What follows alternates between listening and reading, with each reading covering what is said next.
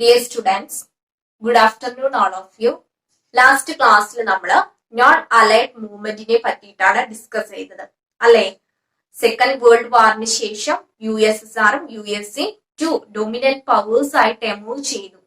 Okay, bipolar world ആയിരുന്നു. രണ്ട് dominant powers അവരുടെ കീഴിൽ വേൾഡ് രണ്ടായിട്ട് ഡിവൈഡ് ചെയ്യപ്പെട്ടു. Okay, after the second world war Asian and African colonies get freedom.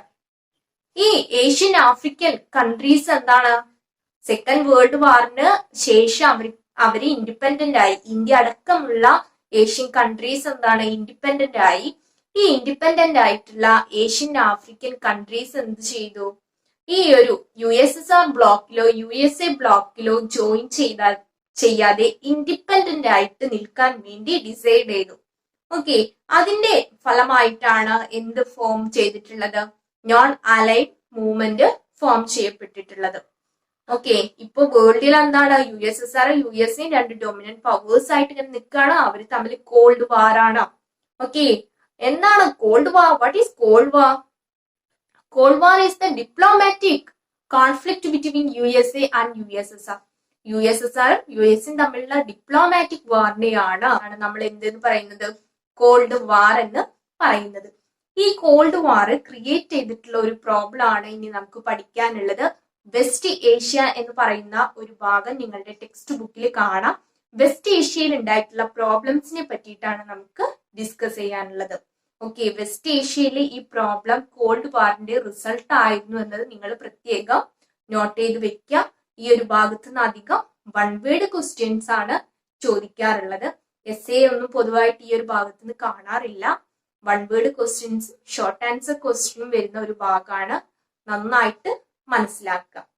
Okay, today I am wearing an olive branch in one hand and the freedom fighters gun in the other.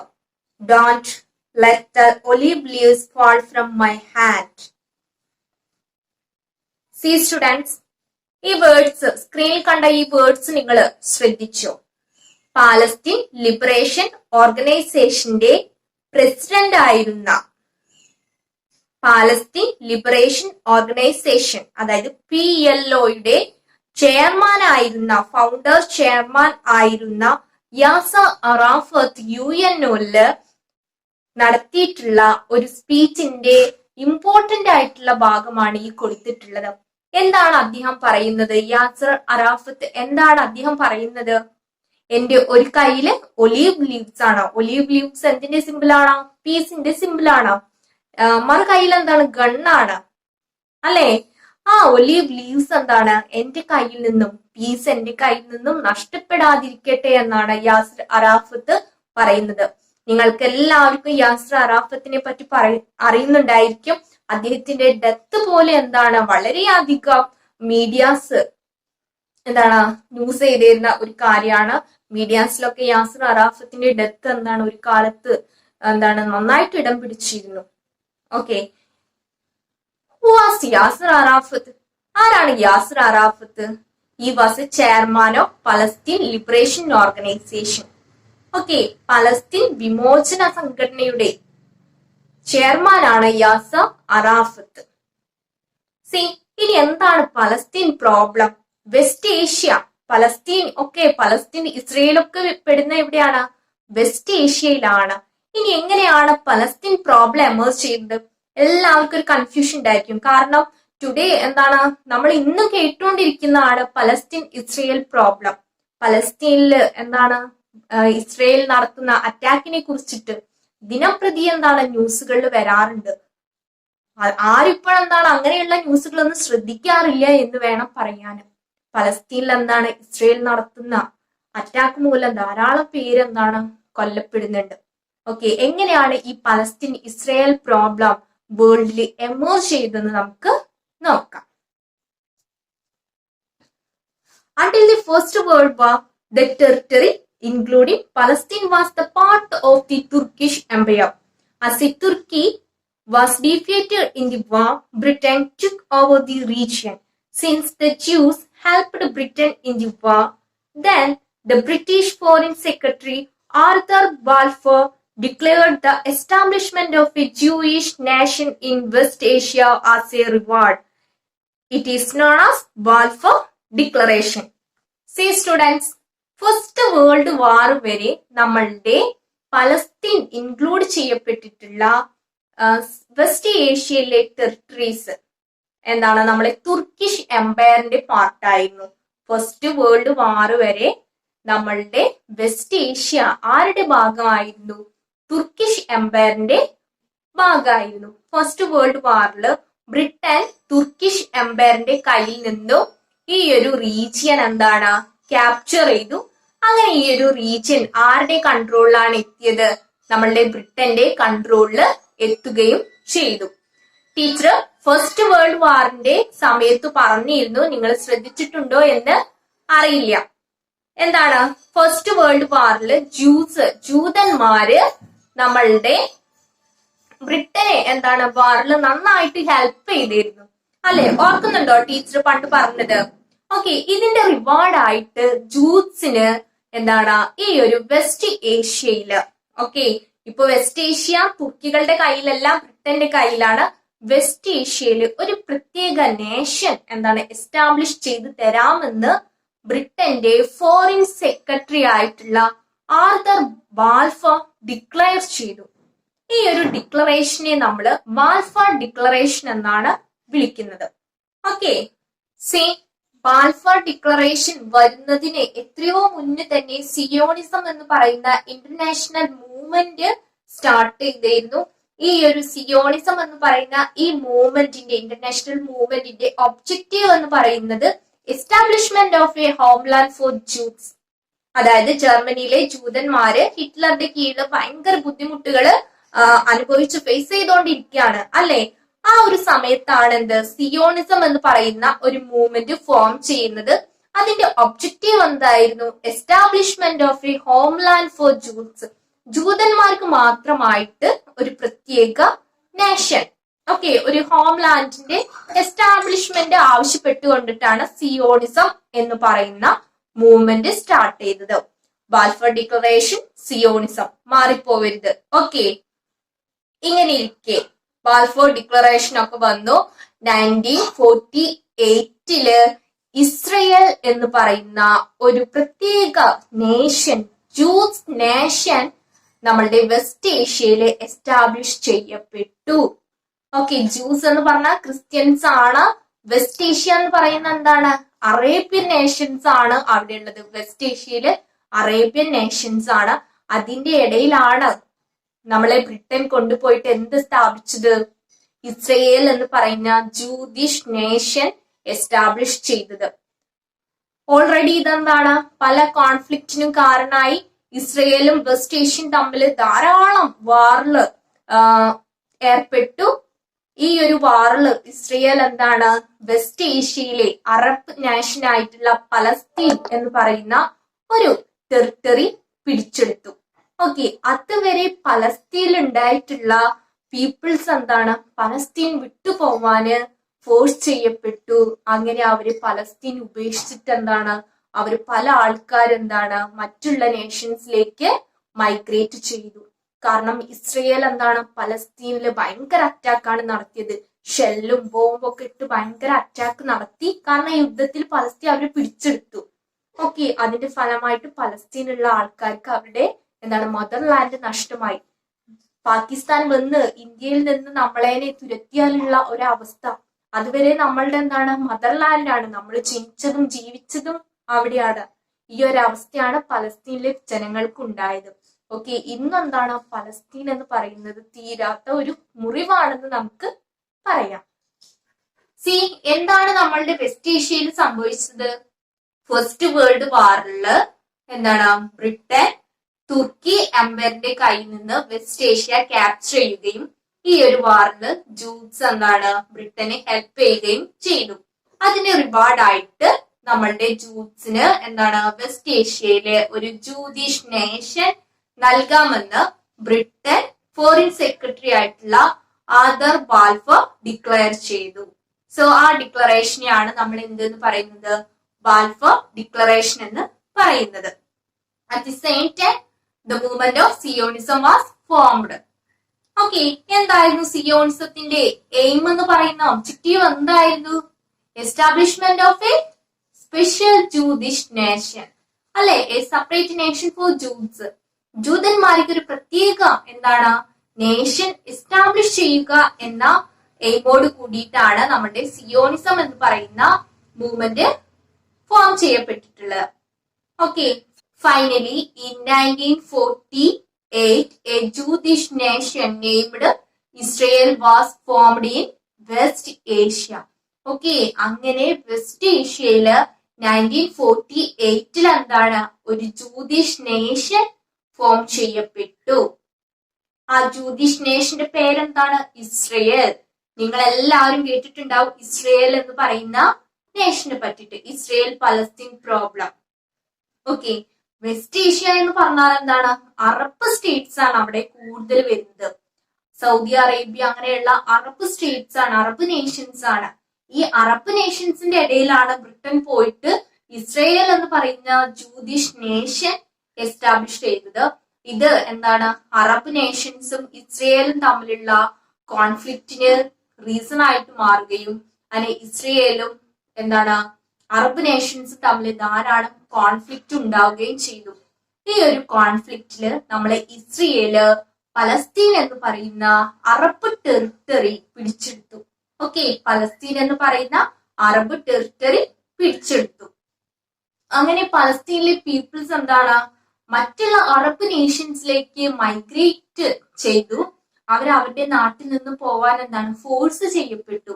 ഇസ്രയേലാണ് Palestine പിടിച്ചെടുത്തത്. പലസ്തീനിലെ ജീവിച്ചിരുന്ന അതുവരെ ജീവിച്ചിരുന്ന ആൾക്കാർ എന്താണ് പലസ്തീനിൽ നിന്ന് പോവാൻ വേണ്ടി ആരംഭിച്ചു, നിർബന്ധിച്ചു. കാരണം ഇസ്രയേലിന്റെ അറ്റാക്ക് സഹിക്കാൻ വയ്യാതെ ധാരാളം പലസ്തീൻ പീപ്പിൾ എന്താണ് മറ്റു അറബ് നേഷൻസിലേക്ക് എന്താണ് മൈഗ്രേറ്റ് ചെയ്തു. അങ്ങനെ ഇരിക്കെ ദ PLO വാസ് ഫോംഡ്. ഈ ഒരു ടൈമിലാണ് പാലസ്തീൻ ലിബറേഷൻ ഓർഗനൈസേഷൻ ഫോം ചെയ്യപ്പെടുന്നത്. The aim of the Palestine Liberation Organization was a creation or the establishment of a nation for Palestine. എന്താ പറയുന്നത്? പലസ്തീൻ പീപ്പിളിന് ഒരു പലസ്തീൻ നേഷൻ എസ്റ്റാബ്ലിഷ് ചെയ്യണം എന്ന ഒരു എയിമോട് കൂടിയിട്ടാണ് PLO ഫോം ചെയ്യപ്പെട്ടിട്ടുള്ളത്. പലസ്തീൻ ലിബറേഷൻ ഓർഗനൈസേഷൻ ഫോം ചെയ്യപ്പെട്ടിട്ടുള്ളത്. അതിന്റെ പ്രസിഡന്റ്, ഫൗണ്ടർ, ചെയർമാൻ എന്ന് പറയുന്നത് യാസർ അറഫാത്ത് ആണ്. അങ്ങനെ ഈ PLOയും അതുപോലെ തന്നെ എന്താണ് ഇസ്രയേലും തമ്മിൽ ധാരാളം കോൺഫ്ലിക്റ്റ് ഉണ്ടായി, വാർസ് ഉണ്ടായി. ഫൈനലി എന്താണ് 1993 ഓസ്ലോ പാക്ട് പ്രകാരം ഇസ്രയേൽ എന്താണ് നമ്മളെ പലസ്തീനെ ഒരു ഇൻഡിപെൻഡന്റ് നേഷൻ ആയിട്ട് റെക്കഗ്നൈസ് ചെയ്തു. ഓക്കെ, 1993 ഓസ്ലോ പാക്ട് പ്രകാരം ഇസ്രയേൽ എന്താണ് 1993 ഓസ്ലോ പാക്ട് പ്രകാരം പലസ്തീൻ ഒരു എന്താണ് സെപ്പറേറ്റ് ഇൻഡിപെൻഡന്റ് നേഷൻ ആയിട്ട് മാറി. എന്നിട്ടും എന്താ പലസ്തീൻ പ്രോബ്ലം, ഇസ്രയേൽ പ്രോബ്ലം എന്താ അവസാനിക്കാത്തത്? അവരിപ്പോഴും എന്താണ് യുദ്ധം ചെയ്തുകൊണ്ട് വാറിൽ ഏർപ്പെട്ടുകൊണ്ടേയിരിക്കുന്നുണ്ട്. എന്താണ് അവിടെ വരുന്നത്? കാരണം ഈ ഓസ്ലോ പാക്ട് എന്താണ് ആ ഒരു സമയത്ത് ഇസ്രയേൽ അംഗീകരിച്ചെങ്കിലും അതിലെ ടേംസ് ഒന്നും ആരും ഫോളോ ചെയ്തില്ല, ഇസ്രയേലും ഫോളോ ചെയ്തില്ല. അവര് USSന്റെ അമേരിക്കയുടെ സപ്പോർട്ടോട് കൂടിയിട്ട് ഇന്ന് പലസ്തീൻ എന്താണ് ക്യാപ്ചർ ചെയ്യാൻ ശ്രമിക്കുകയാണ്. പലസ്തീൻ പല വിധേന എന്താണ് അവര് അറ്റാക്ക് ചെയ്യുന്നുണ്ട്. അതുകൊണ്ടാണ് പലസ്തീൻ ഇസ്രയേൽ പ്രോബ്ലം ഇന്ന് അവസാനിക്കാത്തത്. ഇസ്രയേലിന് ആരുടെ ഹെൽപ്പ് കിട്ടുന്നുണ്ട്? നമ്മളുടെ USSന്റെ അമേരിക്കയുടെ ഹെൽപ്പ് കിട്ടുന്നുണ്ട്. ഈ ഒരു ഭാഗത്ത് നിങ്ങൾ ശ്രദ്ധിക്കേണ്ടത് Balfour declaration, Zionism, PLO and Oslo pact. ഇത് ഷോർട്ട് ആൻസറോ വൺ വേർഡ് ആയിട്ടോ വരുന്ന ക്വസ്റ്റ്യൻസ് ആണ്. ഓക്കെ, സോവിയറ്റ് യൂണിയന്റെ ഡിസൻറ്റിഗ്രേഷൻ അല്ലെങ്കിൽ എന്താണ് ഡിക്ലൈൻ ആണ് ഇനി നമുക്ക് ഡിസ്കസ് ചെയ്യാനുള്ളത്. സെക്കൻഡ് വേൾഡ് വാറിന് ശേഷം ഡൊമിനന്റ് പവേഴ്സ് ആയിട്ട് എമേർജ് ചെയ്ത നേഷൻ ആണ് എന്ത്? USSR. ആ USSR എന്താണ് ഡിക്ലൈൻ ചെയ്തു, ഡിസൻറ്റിഗ്രേറ്റ് ചെയ്തു. എന്താണ് അതിന്റെ റീസൺസ് എന്ന് നമുക്ക് നോക്കാം. The disintegration of the Soviet Union is one of the significant events in the last decade of 20th century. The reasons for the disintegration of Soviet Union. First one, the administrative measures of Mikhail Gorbachev. Glasnost and perestroika. Soviet യൂണിയന്റെ president ആയിരുന്ന Mikhail ഗോർബച്ചേവിന്റെ glasnost, perestroika തുടങ്ങിയിട്ടുള്ള രണ്ട് reforms ആണ് നമ്മളുടെ USSRന്റെ ഡിസന്റിഗ്രേഷനുള്ള main reason ആയിട്ട്, തകർച്ചയ്ക്കുള്ള main reason ആയിട്ട് പറയുന്നത്.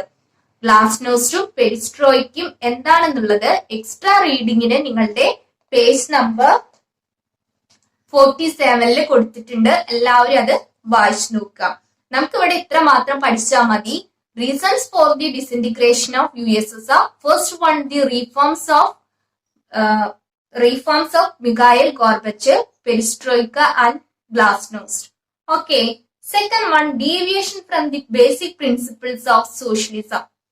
നമുക്കറിയാം USSR എന്ന് പറയുന്ന ഒരു സോഷ്യലിസ്റ്റ് കൺട്രിയാണ്. അതിന്റെ പ്രിൻസിപ്പിൾസ്, ഐഡിയോളജി എന്ന് പറയുന്ന സോഷ്യലിസം ആണ്. ഈ സോഷ്യലിസത്തിൽ നിന്നും നമ്മളുടെ USSR ഡീവിയേറ്റ് ചെയ്തു. അതിൽ നിന്ന് എന്താണ്, വ്യതിചലിച്ചു. ഓക്കെ, അതും എന്തിന് കാരണമായി? നമ്മളുടെ USSRന്റെ ഡിസന്റിഗ്രേഷന് റീസൺ ആയെന്ന് പറയുന്നു. Third one, corruption and inefficiency of a bureaucracy. Third point എന്താണ് USSRന്റെ ഡിസന്റിഗ്രേഷനുള്ള? Corruption. Okay, then inefficiency of a bureaucracy. Bureaucracy എന്ന് പറഞ്ഞാൽ ഉദ്യോഗസ്ഥന്മാരുടെ ഇൻഎഫിഷ്യൻസിയും കറപ്ഷനുമാണ്. കറപ്ഷനെ പറ്റി പറയണ്ടല്ലോ, നമ്മുടെ കേരള പൊളിറ്റിക്സിൽ ഇപ്പൊ നടന്നുകൊണ്ടിരിക്കുന്നത് അതിനെ പറ്റിയിട്ടുള്ള ന്യൂസ് ആണ് അല്ലെ. അപ്പൊ കറപ്ഷനും inefficiency of bureaucracy leads to the disintegration of a USSR. Last one, failure in bringing about changes in economic sector. Economic സെക്ടറിൽ റീഫോംസ്, പെർഫെക്റ്റ് റീഫോംസ് കൊണ്ടുവരാത്തത് USSRന്റെ ഡിസന്റിഗ്രേഷന് അല്ലെങ്കിൽ ഡിക്ലൈനിന് എന്താണ് റീസൺ ആയി, തകർച്ചയ്ക്ക് റീസൺ ആയി മാറിയെന്ന് പറയുന്നു. 1991 USSR ഡിസന്റിഗ്രേറ്റ് ചെയ്യപ്പെടുന്നത്. അന്നത്തെ USSR പ്രസിഡന്റ് ആയിരുന്ന മിഖായിൽ ഗോർബച്ചേവ് റിസൈൻ ചെയ്തു. 1991 റിസൈൻ ചെയ്തു. അതോട് കൂടിയിട്ട് നമ്മളുടെ വേൾഡ് ഹിസ്റ്ററിയിൽ നിന്ന് USSR എന്ന് പറയുന്ന നേഷൻ എന്താണ്, അപ്രത്യക്ഷമായി. ഓക്കെ, USSR സോവിയറ്റ് യൂണിയൻ എന്ന് പറയുന്ന സോഷ്യലിസ്റ്റ് കൺട്രി തകർന്നു. അതോട് കൂടിയിട്ട് 1991 USSR എന്താണ്, ഡിക്ലൈൻ ചെയ്യാണ് ചെയ്തത്. ഓക്കെ, USSRന്റെ ഡിസന്റിഗ്രേഷനുള്ള റീസൺസ് എന്താന്ന് മനസ്സിലായി അല്ലെ. 1991 USSR ഡിസന്റിഗ്രേറ്റ് ചെയ്യപ്പെടുന്നത്. USSR തകർന്നതിന് ശേഷം വേൾഡിലെ നമ്പർ 1 പവർ ആയിട്ട് പിന്നെ ആരാണ് മാറിയിട്ടുണ്ടായിരിക്കുക? Yes, USA become the world police അല്ലെ. പിന്നീട് ലോക പോലീസ് എന്ന പദവി ആർക്കാണ് കിട്ടിയത്? അമേരിക്കയ്ക്കാണ് കിട്ടിയത്. അതുവരെ ബയോപോളാർ എന്താണ്, വേൾഡ് ആയിരുന്നു. എന്താണ്, ഇരുധ്രുവ ലോകമായിരുന്നു. ബൈപോളാർ രണ്ടെണ്ണാണ്. പിന്നീട് എന്തായി മാറി? യൂണിപോളാർ വേൾഡ് ആയിട്ട് മാറി. ഒരൊറ്റ ഏകധ്രുവ ലോകം, ഒരൊറ്റ എന്താണ് ഡൊമിനന്റ് പവർ വേൾഡിലുണ്ടായി. അമേരിക്കയായി നമ്മളുടെ വേൾഡിന്റെ എന്താണ് പോലീസ് എന്ന് പറയുന്നത്. അമേരിക്ക എന്താണ് ലോകത്തിലെ ഏറ്റവും വലിയ പവർ ആയിട്ട് മാറി. USSRന്റെ ഡിക്ലൈന് ശേഷം അമേരിക്ക വേൾഡിലെ നമ്പർ 1 പവർ ആയിട്ട് മാറി. ഓക്കെ, വേൾഡിലെ നമ്പർ 1 പവർ ആയിട്ട് ആര് മാറി?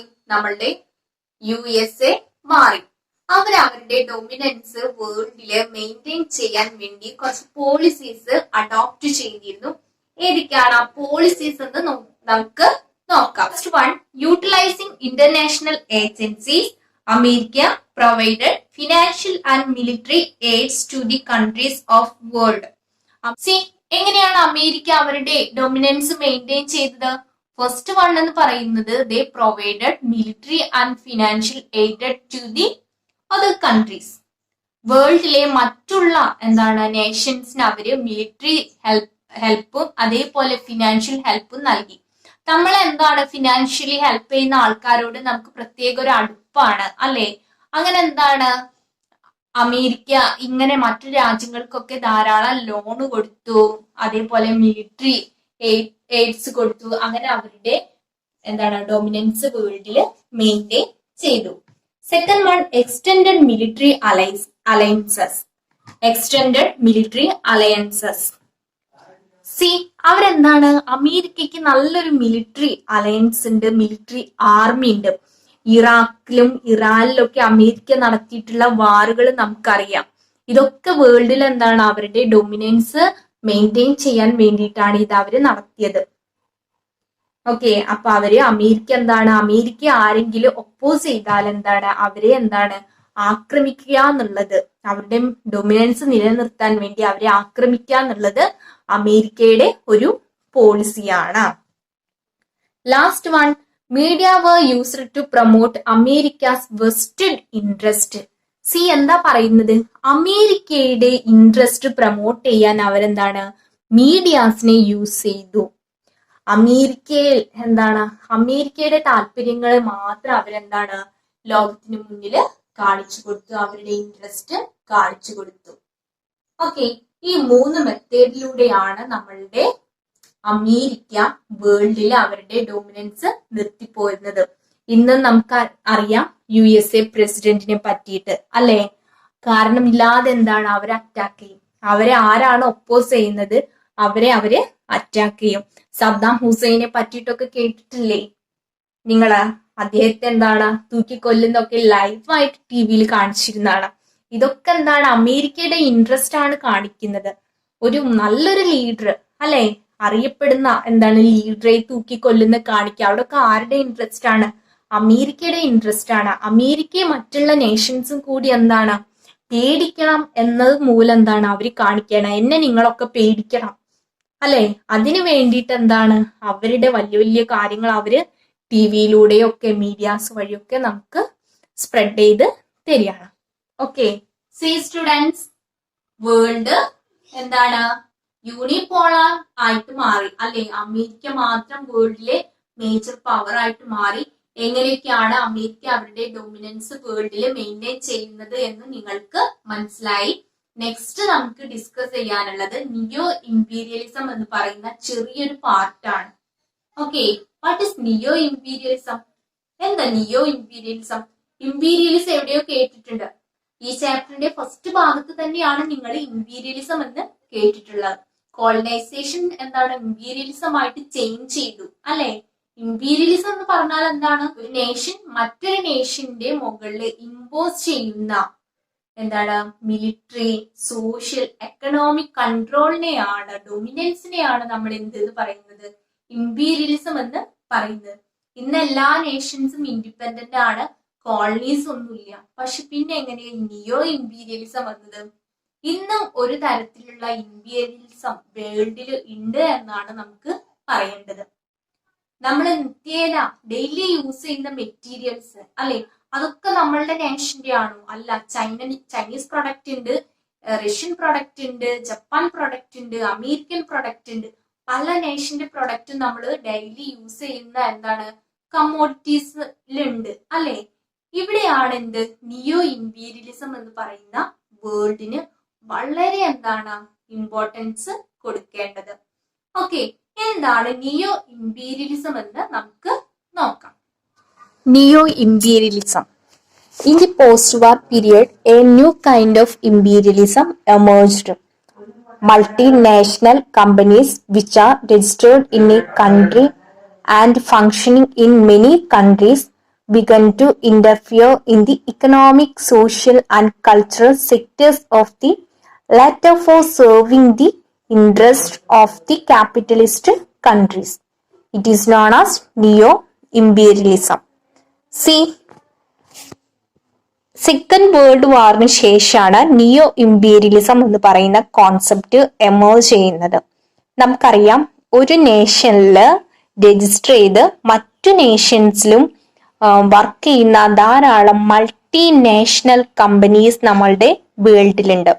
ഈ മൾട്ടിനാഷണൽ കമ്പനീസ് വർക്ക് ചെയ്യുന്ന നേഷൻസിന്റെ എക്കണോമിക്, കൾച്ചറൽ സെക്ടേഴ്സിൽ എന്താണ് എസ്റ്റാബ്ലിഷ് ചെയ്യുന്ന ഡൊമിനൻസിനെയാണ് നമ്മൾ എന്തെന്ന് പറയുന്നത് നിയോ ഇംപീരിയലിസം എന്ന് പറയുന്നത്. മൾട്ടി നാഷണൽ കമ്പനീസ് മറ്റുള്ള നേഷന്റെ മുകളിൽ എസ്റ്റാബ്ലിഷ് ചെയ്യുന്ന ഡൊമിനൻസിനെയാണ് നമ്മൾ നിയോ ഇമ്പീരിയലിസം എന്ന് പറയുന്നത്. നെക്സ്റ്റ് നമുക്ക് ഡിസ്കസ് ചെയ്യാനുള്ളത് concepts of neo imperialism. First one, liberalisation, adoption of liberal regulations and taxation systems to facilitate the import of multinational products to domestic markets. അതായത് multinational കമ്പനീസിന്റെ പ്രൊഡക്റ്റുകൾ എല്ലാ നേഷൻസിലേക്കും എത്താൻ വേണ്ടിയിട്ട് ആ നേഷൻസിന്റെ റൂൾസ് ആൻഡ് റെഗുലേഷൻസ് ഫെസിലിറ്റേറ്റ് ചെയ്യുന്നതിനെയാണ് നമ്മൾ എന്തെന്ന് പറയുന്നത്, ലിബറലൈസേഷൻ എന്ന് പറയുന്നത്. Second one, privatisation. Privatization of a public sector undertakings in an attempt to promote private sector. അതായത് പബ്ലിക് സെക്ടറിനെക്കാട്ടിൽ കൂടുതൽ ഇന്ന് വേൾഡിൽ ഇമ്പോർട്ടൻസ് പ്രൈവറ്റ് സെക്ടറാണ്. പബ്ലിക് സെക്ടർ എന്ന് പറഞ്ഞാൽ നമുക്കറിയാം ഗവൺമെന്റ് സെക്ടർ ആണ് അല്ലേ. പക്ഷെ ഇന്ന് എന്താണ്, പ്രൈവറ്റ് സെക്ടറിനാണ് ഇമ്പോർട്ടൻസ് കൂടുതൽ. മുതലാളിമാർക്കാണ്. അനിൽ അംബാനി, മുകേഷ് അംബാനി തുടങ്ങിയ ക്യാപിറ്റലിസ്റ്റിനെ കുറിച്ച് നിങ്ങൾ കേട്ടിട്ടില്ലേ? ഇന്നെന്താണ്, നമ്മളുടെ എല്ലാ പബ്ലിക് സെക്ടറും ഓണർ ചെയ്യുന്നത് ആരാണ്, അല്ലെങ്കിൽ അത് ആരാണ് സ്വന്തമാക്കിയിരിക്കുന്നത്? പ്രൈവറ്റ് സെക്ടേഴ്സ് ആണ് സ്വന്തമാക്കിയിരിക്കുന്നത് അല്ലേ. നമ്മളുടെ സൊസൈറ്റിയിൽ ഇന്ന് പ്രൈവറ്റ് സെക്ടറിന് ഇമ്പോർട്ടൻസ് കൂടിക്കൊണ്ടിരിക്കുകയാണ്. നിങ്ങൾ ഇത്രയും മനസ്സിലാക്കുക. നിയോ ഇമ്പീരിയലിസത്തിന്റെ മറ്റൊരു കോൺസെപ്റ്റ് അല്ലെങ്കിൽ മറ്റൊരു ഫീച്ചർ എന്ന് പറയുന്നത് പ്രൈവറ്റൈസേഷൻ ആണ്. ഓക്കെ, നിയോ ഇമ്പീരിയലിസത്തിന്റെ ലാസ്റ്റ് കോൺസെപ്റ്റ് എന്ന് പറയുന്നത് ഗ്ലോബലൈസേഷൻ ആണ്. എന്തൊക്കെയാണ് ഗ്ലോബലൈസേഷന്റെ ഫീച്ചേഴ്സ് എന്ന് നമുക്ക് നോക്കാം. First one, economic system of the country linked to the global economy. Global ഇക്കോണമിയുമായിട്ട് ഓരോ നേഷൻസും ലിങ്ക് ചെയ്യപ്പെടും. ഓക്കെ, നമ്മൾ ഡെയിലി യൂസ് ചെയ്യുന്ന പല പ്രൊഡക്റ്റ് മറ്റ് നേഷൻസിൻ്റെയും കൂടിയാണ്. ഈ ഒരു ഗ്ലോബലൈസേഷൻ്റെ പാർട്ടായിട്ടാണ് ആ പ്രൊഡക്റ്റ് നമ്മളുടെ നേഷനിൽ അവൈലബിൾ ആകുന്നത്. Okay, second one, the interest and motifs of the multinational companies protected. ഇവിടെ ഗ്ലോബലൈസേഷൻ എന്ന പ്രോസസ്സ് നമ്മളെ വേൾഡിൽ എമേർജ് ചെയ്തിട്ടുണ്ട് അല്ലേ.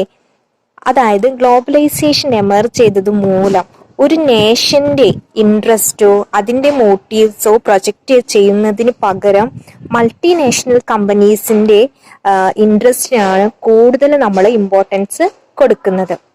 Third one, competition driven market come to the existence. നമ്മുടെ മാർക്കറ്റിൽ കോമ്പറ്റീഷൻ സ്റ്റാർട്ട് ചെയ്യും. കാരണം ധാരാളം മൾട്ടിനാഷണൽ കമ്പനീസ് തമ്മിൽ അവർക്ക് മാർക്കറ്റ് അവൈലബിൾ ആവാൻ വേണ്ടിയിട്ട് പരസ്പരം കോമ്പീറ്റ് ചെയ്യും. നമുക്കറിയാം, നമ്മൾ കോളനൈസേഷനൊക്കെ ഡിസ്കസ് ചെയ്യുന്ന സമയത്ത് പറഞ്ഞിരുന്നു, ഓരോ നേഷൻസും കോളനീസിന് വേണ്ടിയിട്ട് കോമ്പീറ്റ് ചെയ്തിരുന്നു അല്ലേ. അതുപോലെ തന്നെ ഇവിടെ നേഷൻസിന് പകരം അവിടുത്തെ മൾട്ടിനാഷണൽ കമ്പനീസ് അവർക്ക് മാർക്കറ്റ് കിട്ടാൻ വേണ്ടി പരസ്പരം കോമ്പീറ്റ് ചെയ്യുന്നു. Last one, transport flow of product, service, raw materials, capital, latest technology and human resource facilitated. ഈ ഒരു ഗ്ലോബലൈസേഷൻ നല്ല മെറിറ്റ്സും നമുക്ക് ഉണ്ട്. കാരണം ടെക്നോളജീസ് ഒക്കെ ഫ്ലോ ചെയ്യപ്പെടും. ഇപ്പോൾ അമേരിക്കയിലുള്ള ടെക്നോളജീസ് അധികം വൈകാതെ ഇന്ത്യയിൽ എത്തുന്നുണ്ട്. അവിടെ ടെക്നോളജീസിന്റെ ഒരു ഫ്ലോ കാണുന്നുണ്ട്. അതേപോലെ തന്നെ റോ മെറ്റീരിയൽസിന്റെ ഫ്ലോ ഉണ്ട്. നല്ല എക്സ്പേർട്സിന്റെ ഫ്ലോ ഉണ്ട്. ഇന്ത്യയിലുള്ള നല്ല IT എക്സ്പേർട്സ് ഒക്കെ മറ്റു നേഷൻസിൽ നല്ല ഹൈ സാലറിക്ക് വർക്ക് ചെയ്യുന്നുണ്ട് അല്ലേ. അപ്പോൾ ഗ്ലോബലൈസേഷന്റെ ഒരു മെറിറ്റ്സ് എന്ന് പറയുന്നത് flow of the technology, raw materials, capital ആണെന്ന് നമുക്ക് പറയാം. ഇതൊക്കെയാണ് നമ്മളെ ഗ്ലോബലൈസേഷന്റെ ഫീച്ചേഴ്സ് ആയിട്ട് നമ്മൾ പറയുന്നത്. ഗ്ലോബലൈസേഷൻ നമ്മളുടെ ഡെവലപ്പിംഗ് കൺട്രീസിന് വളരെ മോശമായിട്ടാണ് എഫക്റ്റ് ചെയ്യുന്നത്. ഓക്കെ, എങ്ങനെയൊക്കെയാണ് നമ്മളുടെ ഗ്ലോബലൈസേഷൻ ഡെവലപ്പിംഗ് കൺട്രീസിനെ എഫക്റ്റ് ചെയ്യുന്നതെന്ന് നമുക്ക് നോക്കാം. Globalization posed some challenges to the developing countries. First one, intervention of multinational companies challenged the concept of national state. ഈ മൾട്ടിനാഷണൽ കമ്പനീസ് നേഷൻ സ്റ്റേറ്റ് എന്ന കോൺസെപ്റ്റിന് ഒരു വലിയൊരു ചലഞ്ചാണ്. ആദ്യം പറഞ്ഞിരുന്നു നമ്മൾ ഗ്ലോബലൈസേഷൻ എന്താണ്, സ്റ്റേറ്റിന്റെ ഇൻട്രസ്റ്റിനെക്കാട്ടിലും കൂടുതൽ ഇമ്പോർട്ടൻസ് കൊടുക്കുന്നത് മൾട്ടിനാഷണൽ കമ്പനീസിന്റെ ഇൻട്രസ്റ്റിനാണ്. അതുകൊണ്ട് ഈ ഗ്ലോബലൈസേഷൻ എന്ന് പറയുന്നത് എന്താണ്, നമ്മളുടെ സ്റ്റേറ്റ്സിന് എന്താണ് ഒരു ചലഞ്ചാണെന്ന് നമുക്ക് പറയാം. Second one, led to the destruction of indigenous culture. Okay, നമ്മൾ ഗ്ലോബലൈസേഷൻ ഡിസ്കസ് ചെയ്യുന്ന ടൈമിൽ പറഞ്ഞിരുന്നു ഗ്ലോബലൈസേഷൻ എന്താണ്, ഇൻഡിജീനിയസ് കൾച്ചറിനെ എന്താണ് ഡിസ്ട്രോയ് ചെയ്തു. അതേപോലെ തന്നെ ഗ്ലോബലൈസേഷൻ എന്താണ്, ഡെവലപ്പിംഗ് കൺട്രീസിന്റെ കൾച്ചറിനെ എന്താണ് ഡിസ്ട്രോയ് ചെയ്യുകയാണ് ചെയ്യുന്നത്. ഫോർ എക്സാമ്പിൾ ഇന്ത്യയെ നമ്മൾ എടുത്തു നോക്കാം. നമ്മൾ എന്താണ് നമ്മളുടെ കൾച്ചർ ഫോളോ ചെയ്യുന്നതിന് പകരം എന്താണ് മറ്റു നേഷന്റെ കൾച്ചർ, ഡെവലപ്ഡ് കൺട്രീസിന്റെ ഫോളോ ചെയ്യാനാണ് ഇന്ന് കൂടുതലായിട്ട് ഇൻട്രസ്റ്റ് കാട്ടുന്നത്. Okay, third one, the price of the agriculture product plunged. അതുപോലെ തന്നെ എന്താണ് അഗ്രികൾച്ചർ പ്രൊഡക്റ്റിന്റെ പ്രൈസ് ഒക്കെ എന്താണ് വളരെ ലോ ആവുകയും ചെയ്യും. Fourth one, public sector undertakings were destroyed. Public sector എന്താണ് തകരുകയാണ് ചെയ്യുന്നത്. നമുക്കറിയാം നിയോ ഇമ്പീരിയലിസത്തിന്റെ ഒരു കോൺസെപ്റ്റ് എന്ന് പറയുന്നത് പ്രൈവറ്റൈസേഷൻ ആണ്. അവിടെ എന്തിന് ഇമ്പോർട്ടൻസ് ഇല്ല, പബ്ലിക് സെക്ടറിന് ഇമ്പോർട്ടൻസ് ഇല്ല. Okay, fifth one, government withdraw from social service sectors. Government എന്താണ് സോഷ്യൽ സർവീസ് സെക്ടേഴ്സിൽ നിന്ന് എന്താണ് പിൻവലിയും. ഓക്കെ, വിത്ഡ്രോ ചെയ്യും. നമ്മളെ ഗവൺമെന്റിന്റെ ഒരു റെസ്പോൺസിബിലിറ്റി ആണ് സോഷ്യൽ സർവീസ് എന്നുള്ളത്. ഗവൺമെന്റിന്റെ ആ റെസ്പോൺസിബിലിറ്റിയിൽ നിന്നിട്ട് എന്താണ് വിത്ഡ്രോ ചെയ്യും. Last one, natural resource were looted. Natural resources ആയിട്ടുള്ള ഫോറസ്റ്റ്, മൈൻസ്, അങ്ങനെ എന്താണ് വാട്ടർ, അതൊക്കെ എന്താണ് ഈ മൾട്ടിനാഷണൽ കമ്പനീസ് അവരുടെ ഇൻട്രസ്റ്റിന് വേണ്ടിയിട്ട് എന്താണ് യൂസ് ചെയ്യും. അതുവഴി നമ്മളെ നാച്ചുറൽ റിസോഴ്സസ് എന്താണ് അതിന് സ്കേഴ്സിറ്റി സംഭവിക്കും. അത് അവർ കൂടുതലായിട്ട് ലൂട്ട് ചെയ്യും. ഓക്കെ ഡിയർ സ്റ്റുഡൻസ്, ഇതോട് കൂടിയിട്ട് നമ്മളുടെ സെക്കൻഡ് ചാപ്റ്റർ കംപ്ലീറ്റ് ചെയ്തു. സെക്കൻഡ് ചാപ്റ്ററിലെ ലെറ്റസ് അസസ് ക്വസ്റ്റ്യൻസ് നിങ്ങൾ ആൻസർ ചെയ്യുക, നോട്ട്സ് പ്രിപ്പയർ ചെയ്യുക. എന്തെങ്കിലും ഡൗട്ട് ഉണ്ട് എന്നുണ്ടെങ്കിൽ ടീച്ചറോട് ചോദിക്കുക. ഓക്കെ.